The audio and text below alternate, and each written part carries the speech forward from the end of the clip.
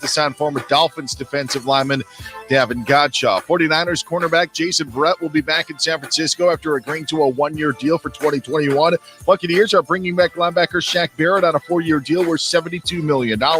Reports say the deal is worth $36 million guaranteed. Indiana fired men's basketball coach Archie Miller today. Richard Pitino let go at Minnesota. Penn State has hired Purdue assistant Micah Shrewsbury to be their new head coach.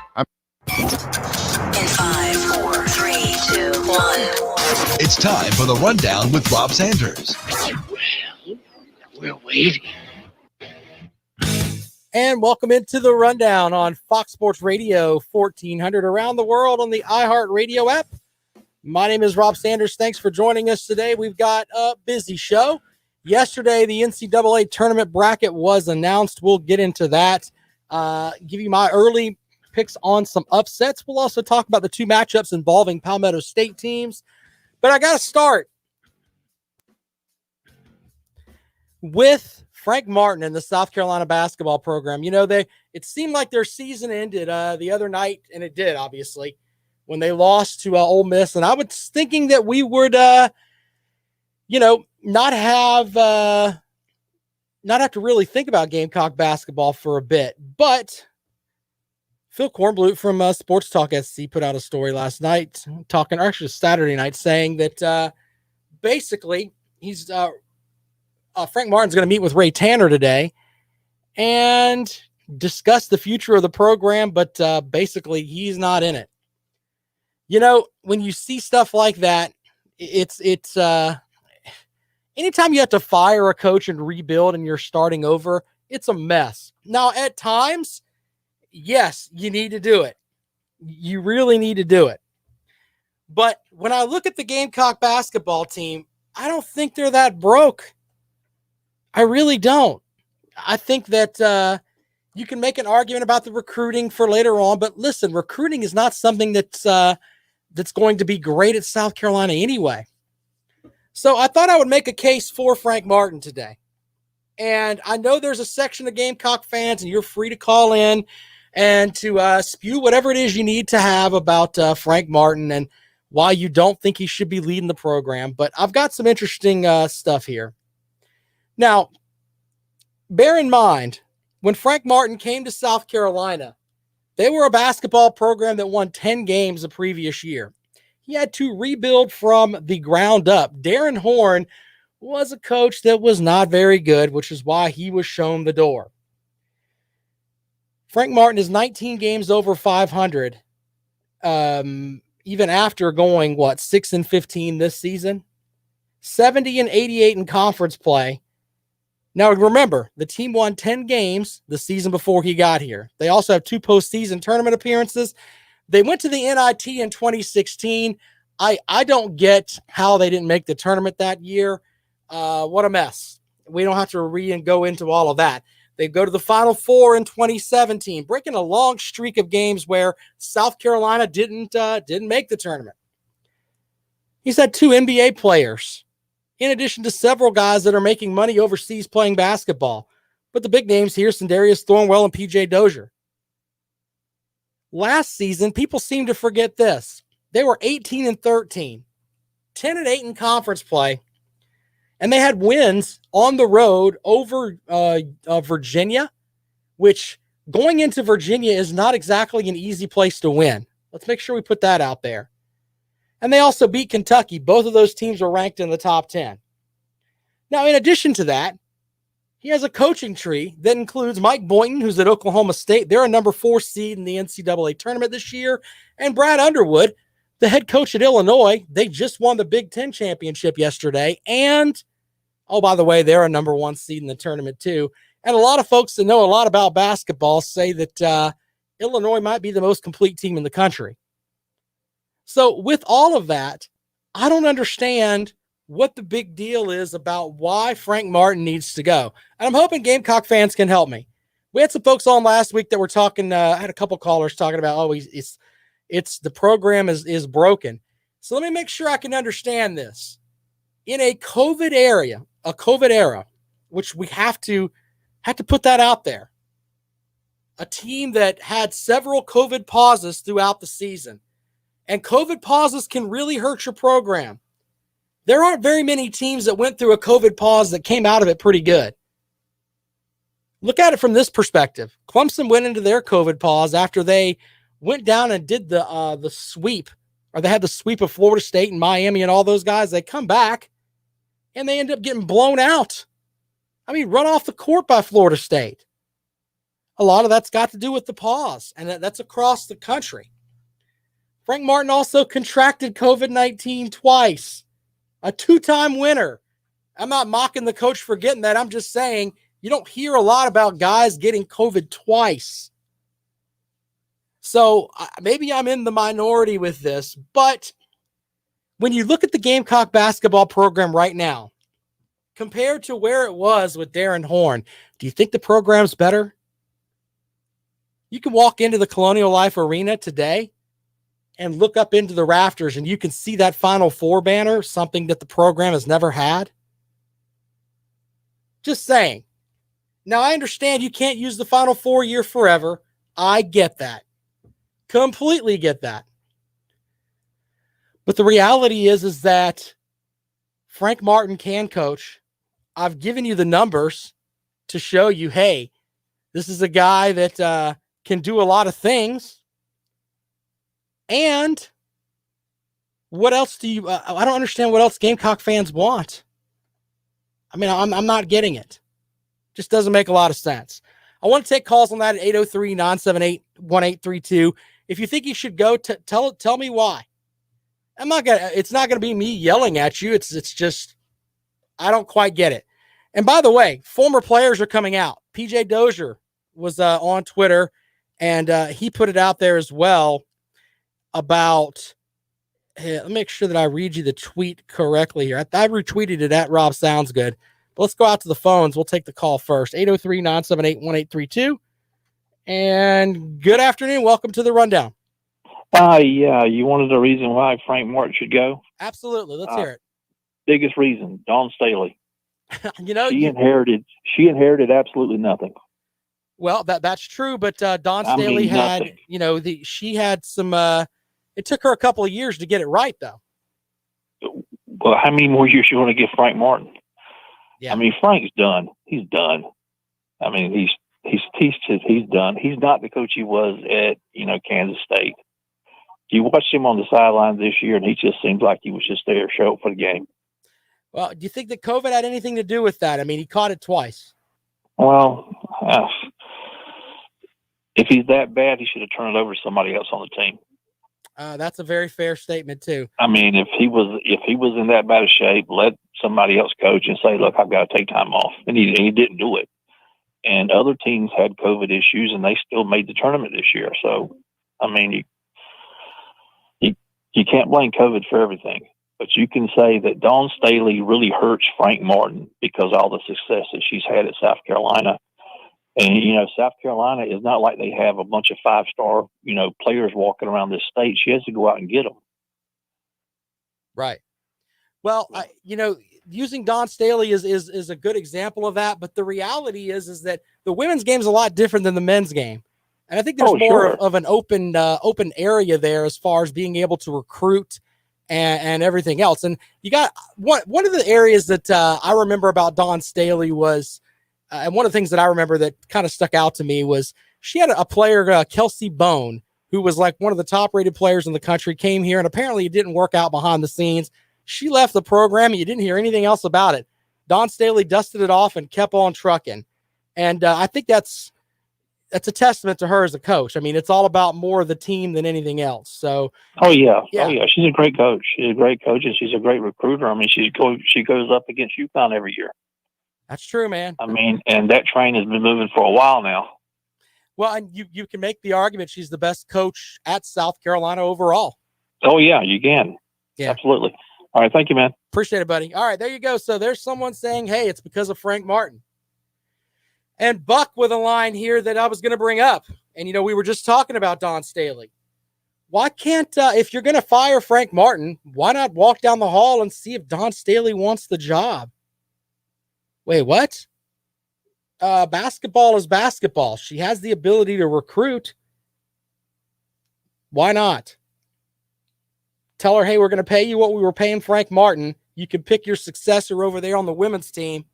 And then you can coach the men's team. Yes, it would be a trailblazing type thing. I get that. But does anybody think that Dawn Staley can't coach? Do you think that Dawn Staley can't get into some guy's head the same way she gets into the women's heads? I don't think that's even going to be remotely a problem. I think Dawn Staley could coach just about anything. 803-978-1832. 803-978-1832 is the number to call. If you'd like to join us here on the rundown, that's kind of the way that it looks. I don't if he's not going to be retained, why not walk down the hall and offer it to her? Now, she may not take the job. Why would you want to take a job that right now is not even remotely, I mean, it's not really a great job right now, to be honest with you. I mean, and Coach Martin, if by something, some way he stays, he's still got to basically rebuild, and he's talked about that. But she's got a Corvette over there in that women's team. And, she can just ride that out. That would be kind of the way to go. But here's the other thing, too. From a financial standpoint, they paid Will Muschamp, what was it, $17 million? If they fire Frank Martin, they owe him $6 million. If we do the math here, and you're not supposed to do math on the radio, but 17 plus 6 is $23 million. They're going to pay 2 coaches not to coach. Okay? And with that, I don't want to hear anything down the line when we have people talking about, oh, we're going to cut women's diving and men's cross country or whatever. Like they've cut sports around the country and they've blamed it on the COVID. If you blow $23 million on 2 coaches that aren't going to be there anymore, one now that's game planning against you down at Georgia, I really don't want to hear anything on the front of, hey, we're going to cancel these sports. That does not need to happen. Just the optics of that would just be stupid. 803-978-1832. 803-978-1832 is the number to call. If Frank Martin goes, who should take over? If it's not going to be Dawn Staley, I like Pat Kelsey up at Winthrop. 24-1 this season. And Pat Kelsey's got that team on fire. They're believing up there. He knows the state would make a lot of sense. If you can't get the national championship coach from down the hall, go up and get the Big South championship coach from the upstate. That would make a lot of sense. There are a couple of jobs right now that if the Gamecocks do fire Frank Martin, he may be in the mix for these jobs. Trust me, people will go after him. He will not be unemployed long. I assure you of that. Indiana has fired Archie Miller after 4 seasons. They finished 12-15 this season, 67-58 in 4 years at Indiana. Maybe that's somewhere Frank Martin could go. The other side, Minnesota parts ways with Richard Pitino. Not Rick Pitino. No. Skeletor is over there with Iona. They're going to be in the NCAA tournament. Rick Pitino is like the living proof that it's great to be an American. You can do all kinds of things and bounce back and be. People seem to forget the whole thing about the prostitution scandal and strippers and all that at Louisville. Everybody forgets that. Everybody forgets he had to go to Greece and coach for a year and then left them and came back and they're like, he's coaching at Iona. And make no mistake about it. No mistake about it. If an SEC team comes calling, or even one of the, I don't think he would go where they fired his son, although I don't think Rick Pitino has a soul. He is definitely Skeletor. Maybe they could hire him to replace his son at Minnesota. I don't know if that'll happen. Maybe Indiana. But he's up there at Iona and living proof that you can screw up a lot and be good to go. Doesn't matter. 803-978-1832. Justin says South Carolina should go after Brad Stevens or Pat Kelsey. It's time for South Carolina to part ways with Frank Martin. Yes, sir. That's a good point. I can get that as far as if you're going to replace him. I just think that at the time right now, it's just not quite right. Shout out to Thrills Mills. Sent me a couple of messages. I know he's probably driving down the road this moment, Carolina's done lots of stupid stuff. Dom would never leave that Ferrari she's got. Don't give Carolina fans ideas. Tanner would go get Pitino. I think if you're getting Rick Pitino, you're kind of selling your soul to the devil. I think he's in his 70s, isn't he? He's up there in age. If you're gonna tell Frank Martin to go away, maybe that's not the way you should go. Anyway, we'll take calls on that 803-978-1832. Gee, Bama boy with a good point there. As he's talking about Alabama, he hopes that Nate Oates stays there. Nate Oates, you know what? I think someone said that, and there were several different things out there on Twitter after the SEC championship game yesterday. He basically told Will Wade to get the blank out of here. You know what? I agree with sportsmanship and stuff like that. But in the end, Will Wade is not a good person either. This guy's on the record saying, yeah, I paid this much money for this player. They've got him on tape, him saying this on tape, and yet he's managed to stay employed at LSU. I have no problem with Nate Oates saying, hey, get out of here. I have no problem with that yesterday. It's kind of, you reap what you sow. And Will Wade has got, he's at a point where it's like, yeah, you're kind of not. But you know what? The sad thing is he wins games. LSU's in the tournament. That's just the way it is. Blake with a point online. Let's imagine hypothetically LSU wins it all and the Final Four then vacates the title based on those tapes. He's putting it out there. How bad would this look on the NCAA selection committee? That's a good point. That's a good point. My big thing with the selection committee is this too. They're all dealing with COVID and everything else. They've got 4 teams on standby, the number 1 team being Louisville, by the way, in case some of these teams can't make it into the tournament setting. There's already been talk about Kansas and Virginia quite possibly having some COVID issues, and maybe they can't do their thing, but we'll see how that works out. Brock says, I think they should keep Martin for at least 1 more year. If he doesn't produce next year, then let him go. I just hope that if they fire him, they have a good replacement lined up. No Muschamp BS. Yeah, I think that's, if they have somebody, and I don't know what Coach Ray Tanner is thinking, but in my opinion, if you have somebody that's lined up, that's ready to go, that you think is going to be better than Frank Martin, then if you're going to make the move, make it. Buck says Rick Pitino has baggage, but if you want to win, go for it. But Frank staying is not a bad thing. There was a couple of years we should have made the tournament and didn't. Justin says South Carolina should get a new AD. It will help South Carolina's men's sports. Yeah, there you go. I'm still in the camp of I don't understand why everybody wants to get rid of Frank Martin. I think the program is better now than it was when Darren Horn left. So I think this season you just chalk it up and throw it out the window. Now next year, you need to show some progress. An NIT berth next year should be the bare minimum, in my opinion. All right, we'll take calls on this at 803-978-1832, 803-978-1832 is the number to call. Bama boy with another point. Give Frank 1 more year. The guy had COVID twice. Twice. I had COVID once and it knocked me silly. This guy had it twice.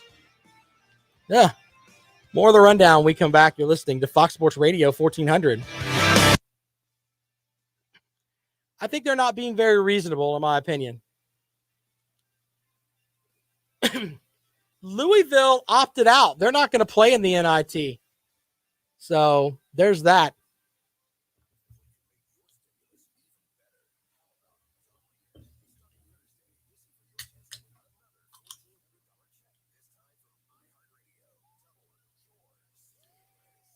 Yeah, y'all can call me silly, man, but I'm just in the camp of I don't get it.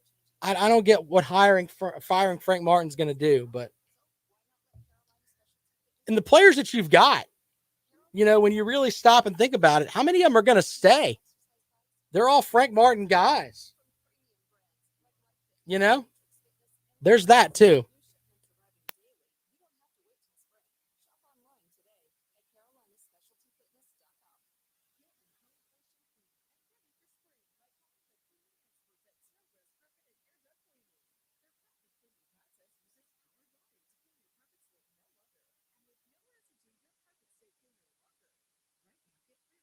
Yeah, that's I don't. First of all, I don't know why anybody with COVID would want to play in the NIT.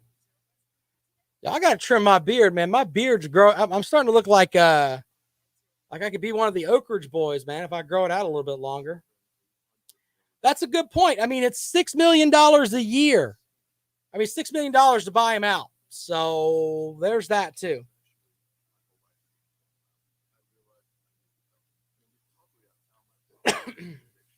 I think that firing him, it just doesn't make sense. Doesn't make sense at all.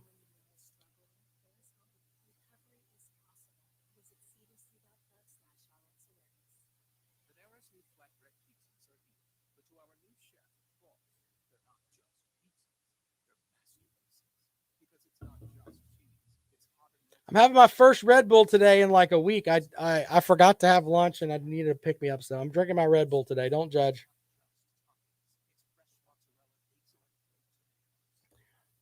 You guys are welcome to call in on that at 803-978-1832. Not my Red Bull obsession, but the stuff with Martin.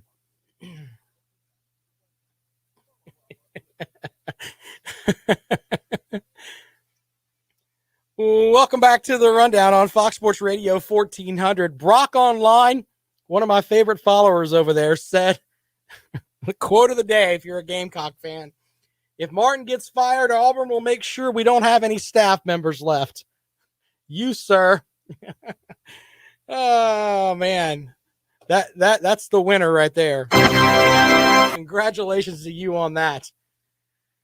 Oh, man. Blake Online says, couldn't tell they were Frank Martin guys with the way he verbally abuses them on live TV. Yeah, but you know what, though?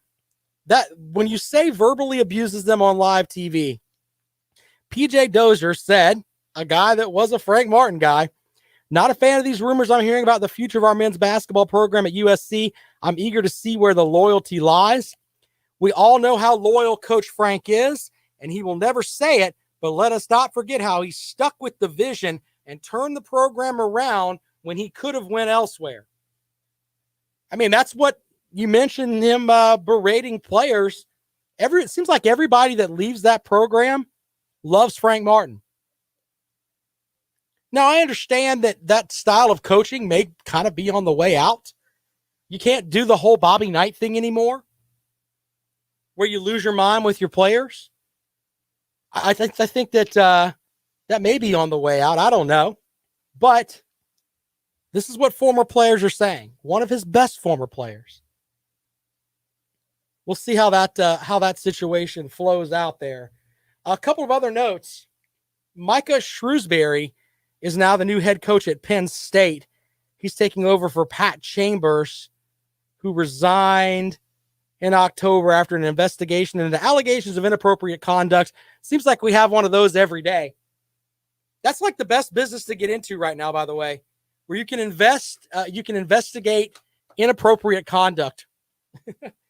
I need to get one of those jobs. Either that or get a job as a football coach or go to the Rick Pitino basketball coach academy, where you can go and coach and do all kinds of stuff and it doesn't matter. I have seen folks online, and I got a lot of love for him. Tim Frisbee, guest on the show all the time. He's big on the Rick Pitino train. I think that would be an absolute failure, in my opinion. Yeah, you might be good for a year or two, but down the line, not so much. Not so much. 803-978-1832, 803-978-1832. Let's talk about Clemson for a moment. The Clemson basketball team, they draw the 7th seed in the tournament. They're going to play Rutgers. Las Vegas has Clemson as a 1.5-point favorite.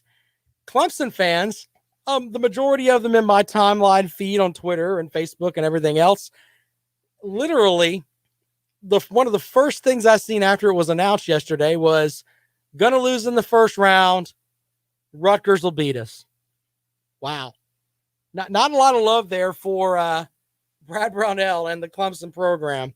Amir Sims tweeted out earlier in the day about basically people should support Brad Brownell.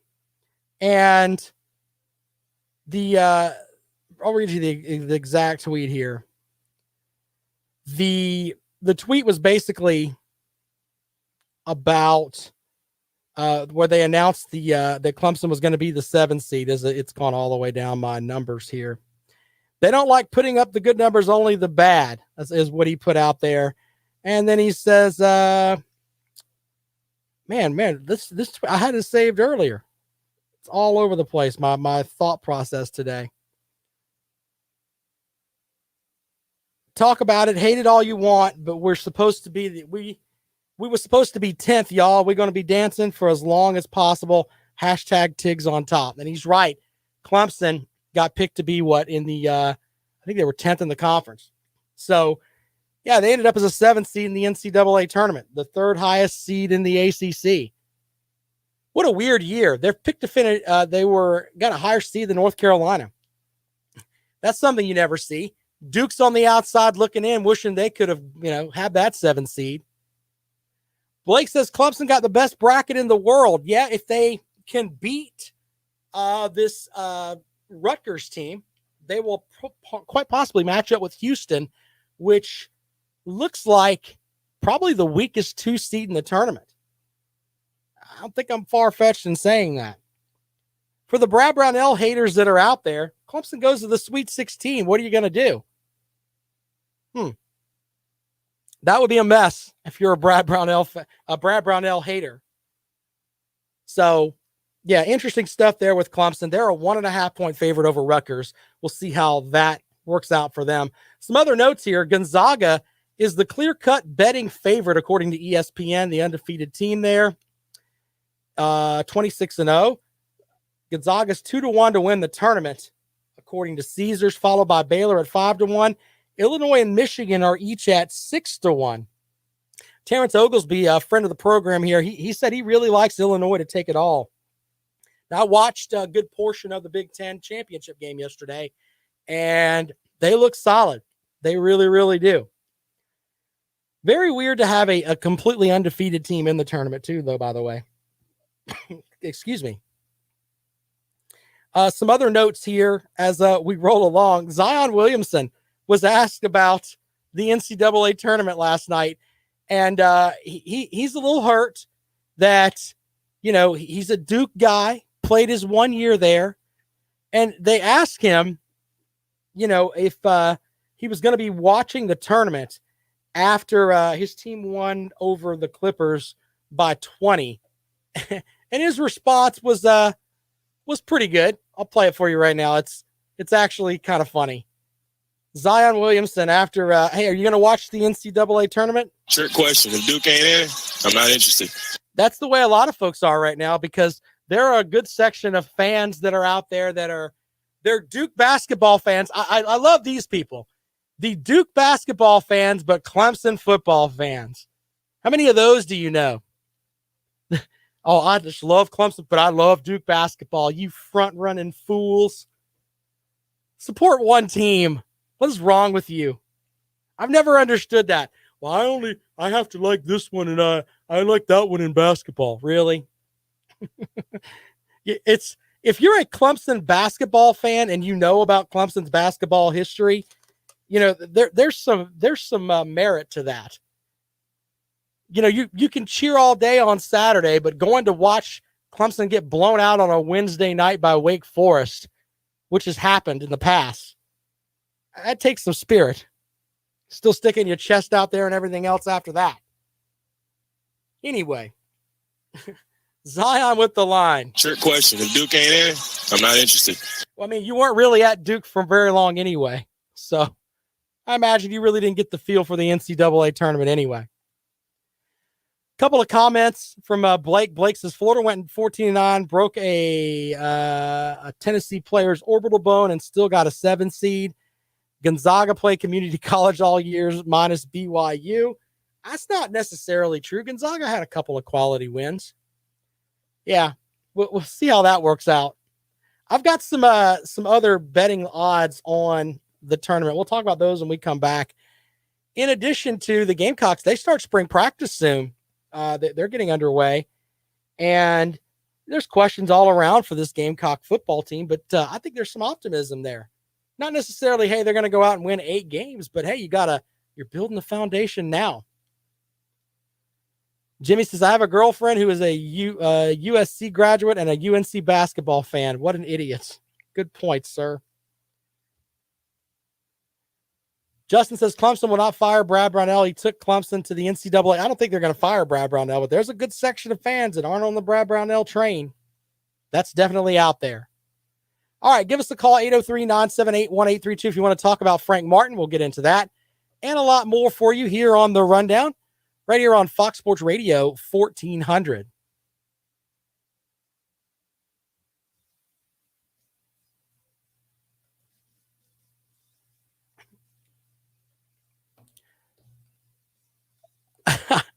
I don't know if Zion could spell GED.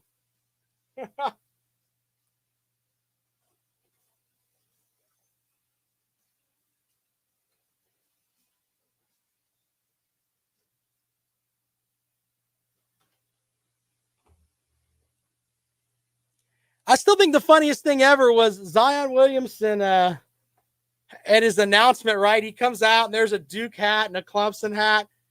And he's looking around like, you can just see the look in his eyes like, what's that Clemson hat doing here? Can you imagine if he'd had one season at Clemson? That would have been insane. Craziness across the board. What a mess that would have been.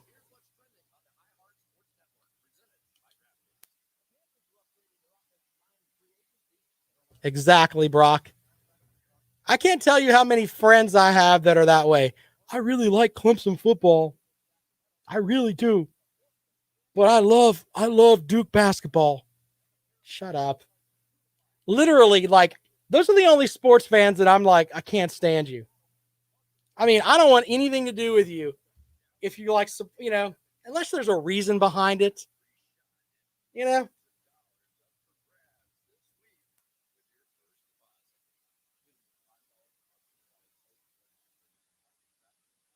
I love the Alabama Duke fans now, too. Yeah, we'll talk about that in a second.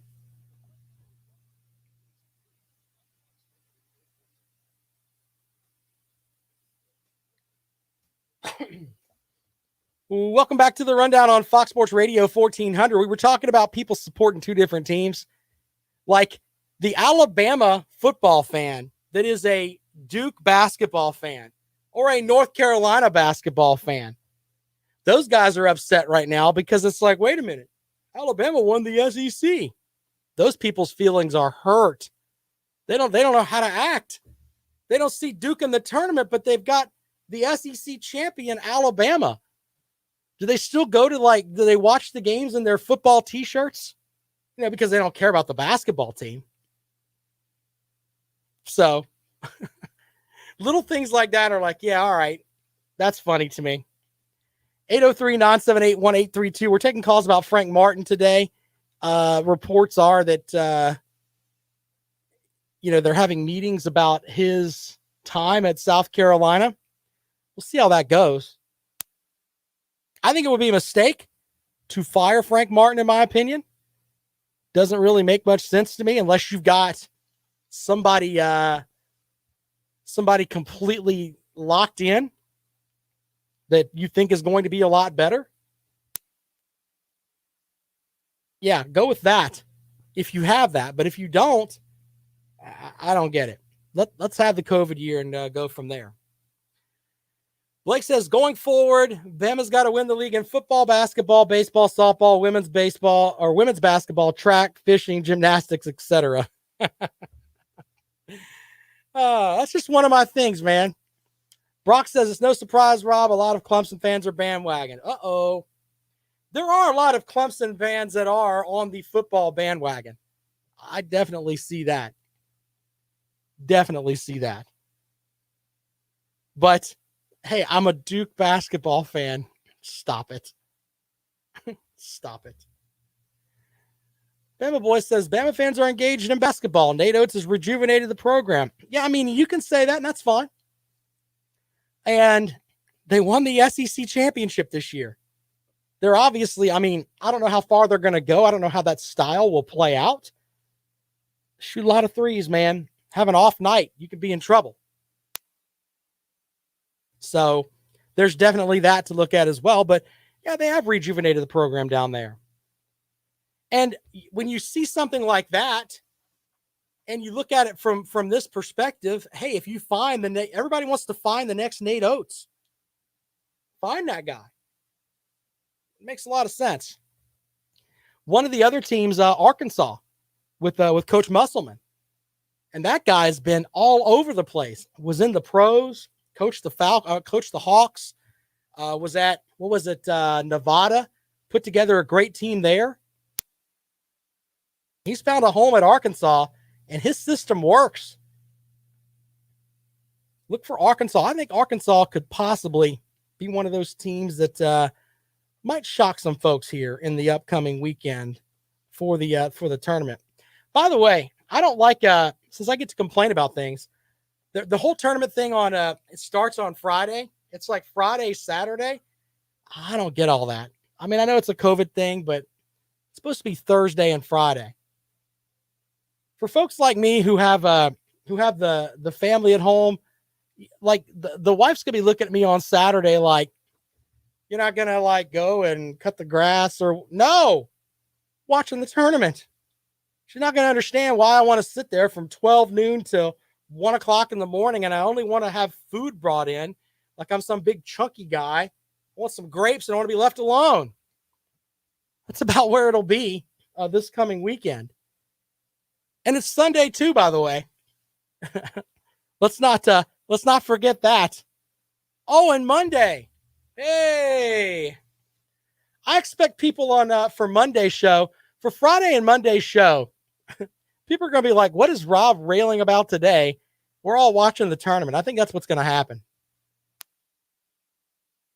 Blake makes a comment online. Oates is playing with all of Avery Johnson's recruits. That's a very valid point, sir. But you know what Oates did? Oates managed to convince them to stay there. They all could have left. And Avery Johnson, if they were great as they are now, why didn't Avery Johnson whip them into an SEC championship? Point to ponder there. Alabama has, I like Herb Jones a lot. Very versatile type player. Can do a lot of things for you. So they're worthy of that number 2 seed. I just don't, and this is one of those things you have to show me first. We'll see if Nate Oates' system can work in the NCAA tournament. And that's something that if they go out and they drop, the second round game they play, it's going to take some of the pop out of the season. So there's that, by the way. Overall odds, we talked about this. Gonzaga is at plus 275. Baylor's at plus 350. In case you're wondering, Clemson's at like plus 8,000. I mean, that's how far the Tigers are down the list there. So we'll see how that works out for them too. By the way, everybody and their brother is trying to pick Winthrop. Everybody's talking about, man, Winthrop, they're gonna take this Villanova team down. Villanova will be ready to play. Don't mistake anything for that. They will be lined up and ready to go. The majority of those players may not know where Winthrop is, but Winthrop will be ready to play. Winthrop has 1 2-point loss on the season. Now, bear in mind, their schedule wasn't exactly the absolute best in the world, but they are a pretty good basketball team. 24-1. That's pretty impressive. And I think they're a 6.5-point underdog to Villanova. So that's interesting too.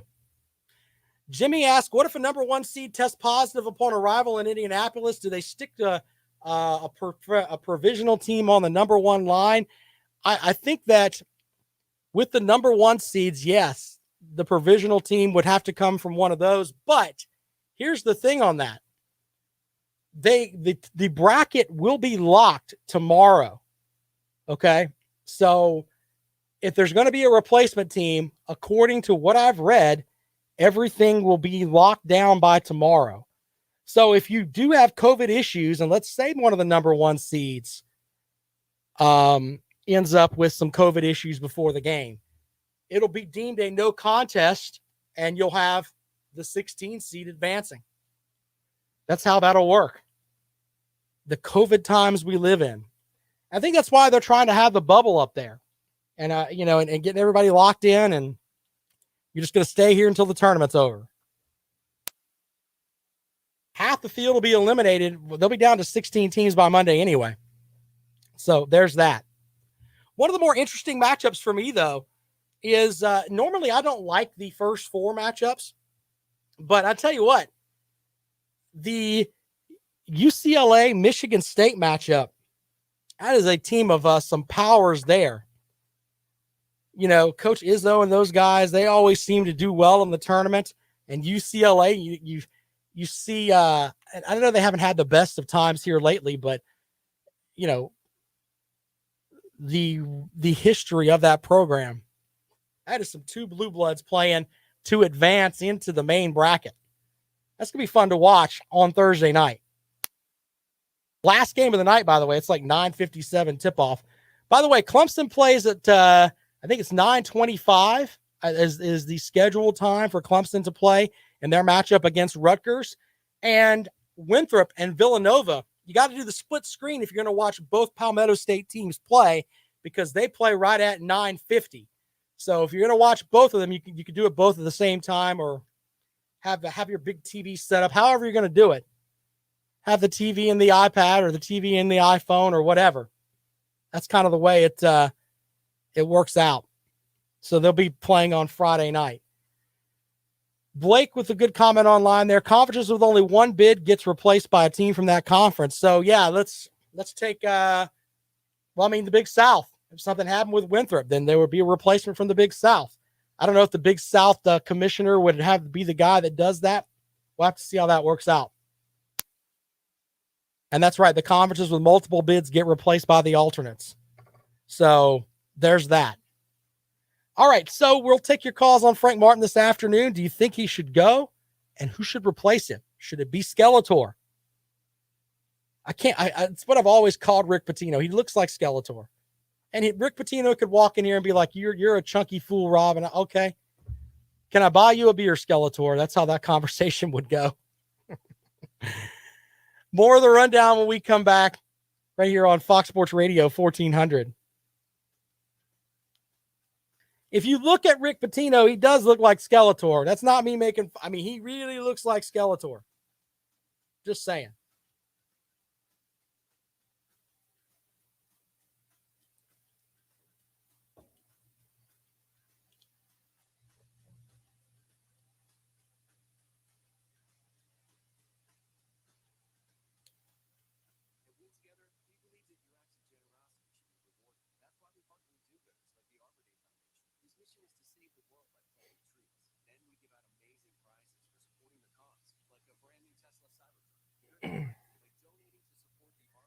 Show last night was great, brother. Thank you for that. Jackpot's on the train of that they should fire Martin, and I'm not feeling that. I don't think that's the way to go.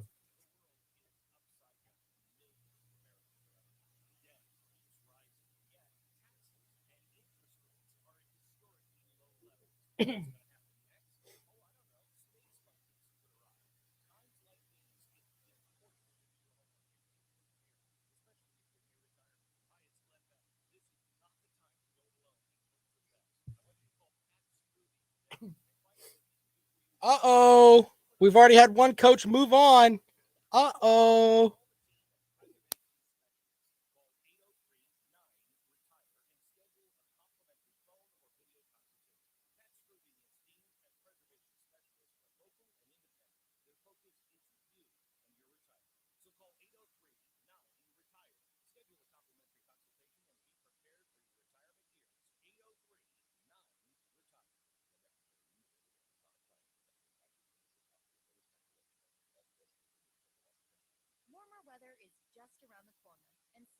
customers will be venturing out more. Connect with them while they're on the go by putting the power of Wow. radio to work for your business. Go to iHeartAdBuilder.com and start advertising on stations like this one, making sure your business is top of mind. Use iHeartAdBuilder to create your own custom radio ad quickly and cost effectively. Just click, listen, and approve, and then hear it on the radio. For your free customized ad, sign up now at iHeartAdBuilder.com.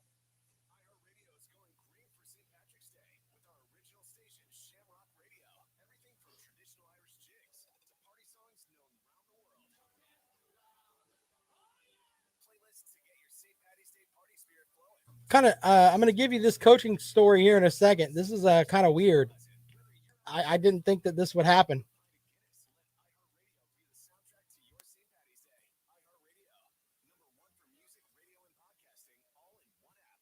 Fox Sports Radio 1400. Online at foxsportsradio1400.com. On your phone with the iHeartRadio app. And on hundreds of devices like Alexa, Google Home, Xbox, and Sonos. An iHeartRadio station. Welcome back to the rundown here on Fox Sports Radio 1400. We talked about coaches moving. One coach from the Palmetto State is on the move, and that would be Earl Grant from the College of Charleston. One of the, I think one of the best coaches at a mid-major in the country. He will take over at Boston College. I have a funny story about Earl Grant. Earl Grant and I went to junior college the same year. He played at Spartanburg Methodist back in 1997, and I was the only non-basketball player on the floor up there for that dorm. And Earl Grant and I used to play PlayStation together a long time ago. I've interviewed Earl a couple of times. He's a great guy and becomes a 13th head coach in college, Boston College's history. Here's the best part with this. He has had the track record at the College of Charleston, one of only 21 NCAA Division I schools to have players drafted in both the 2019 and 2020 NBA drafts. Led the Cougars to a top 4 finish in the CAA in each of the last 5 seasons, including the 2018 regular season and conference tournament championships. By the way, he was also an assistant coach at Clemson for a while. And there was all the talk about Brad Brownell. Maybe Brad Brownell should go somewhere else. The first call that anybody should have made was to Earl Grant, who is a heck of a coach. I mean, I don't know if Boston College is the kind of place that you can bring in big time talent, but he did it at Charleston. Ended up getting 2 guys that in the past 2 drafts that went to the College of Charleston. If you can do it there at a much smaller program, no disrespect to College of Charleston. I remember the days with John Kress and Bobby Crimmins and all those guys. Great program down there. But Boston College is an ACC program. We'll have to see how that works out. 320 win campaign, 67-22 home court winning record over 6 years, and 12 all-conference honorees. For the first time in program history, College of Charleston's basketball is recognized by the NCAA for the academic year under the guidance of Grant. The program's 4 years rolling APR was in the top 10% of all men's basketball programs in the country. Boston College is getting a hell of a coach. Simple as that. And congratulations to the Grant family. I'll be texting Earl later on. See if I can come to Boston and we can play some PlayStation up there. If I still have my old PlayStation, he'd probably play a little Madden. Anyway. David says, Bama are the kings of the SEC, and those Bammers think they'll own the world. There's a lot of that out there right now. You know, when you win 2 major sports, the conference championship in both, you're going to get some of that. What a hard-fought game yesterday, though, by LSU and Alabama. That game could have floated back to LSU, too. And going into that matchup, Alabama had beat them senseless the first 2 games. And I was worried that we weren't going to have a good championship final. Whereas this season, that's one of my big things. I want all the games to be great because we didn't get it last year. We didn't get any of that last year. So I want all the games to be absolutely great. And I was thinking that we were going to have a kind of a lackluster SEC championship game yesterday, and LSU came to play. So there's that too. So how far will LSU go? They're an 8th seed in the tournament. I did have an interesting stat on the Tigers there. In the KenPom top 50, LSU is the worst as far as defensive statistics go. They're like number 125 in the country as far as teams ranked in the KenPom top 50. So as far as offense goes, they're going to be fine. But on defensively, they give up a ton of points. So if you're an LSU fan, that's the big thing. Can they play defense? We'll see how that works out for them. My couple of upset picks that I like. I think Winthrop and Villanova is going to go down to the wire. I really do. I think Clemson, by the way, I think they win easily over Rutgers. Just saying. I think that Rutgers, they kind of unloaded at the beginning of the season, getting their big win over Illinois. They played Illinois the other night in the Big Ten championship, and they got, in the Big Ten tournament, and they got popped by like 30. So I don't know. I think Rutgers is kind of on a downward slope there, in my opinion. I think Clemson wins that game. I really do. David with another one, another comment here. The question is, LSU getting better or is Bama getting worse? Alabama's been solid pretty much throughout the season. You got to remember, too, though, they've had some bad losses on the year. They've had some losses that didn't really make much sense. So there's that. But how far will they go? That's one of the more interesting things to look at there. 803-978-1832, 803-978-1832 is the number to call if you want to join us here on the rundown. Big story on the hoops front here. Earl Grant from the College of Charleston is going to Boston College. So now someone's got to go to the College of Charleston. We'll see where how that ends up. Indiana's fired Archie Miller. Micah Shrewsbury, the Purdue assistant, is taking over at Penn State. So the coaching carousel is starting to turn a little bit. And, you know, we've talked about Frank Martin possibly being sent on. If they're going to do it now so you have enough time to get a coach that you want. Don't wait a week. Don't wait 10 days. You don't want to do all that. That would not be good. All right, so don't forget, Clemson Sports Talk is coming up next as Lawton Swan from the vast Clemson Sports Talk Radio Network will take you home this afternoon. Stop looking at me, Swan. Yes, Swan. Swan will bring you everything you need to know. He's going to talk to you a little bit about Clemson spring practice, which is at the halfway point.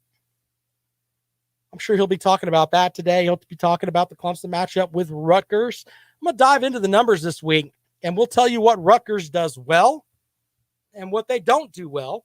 We'll also look at Villanova, give some coverage to the Winthrop Eagles up there.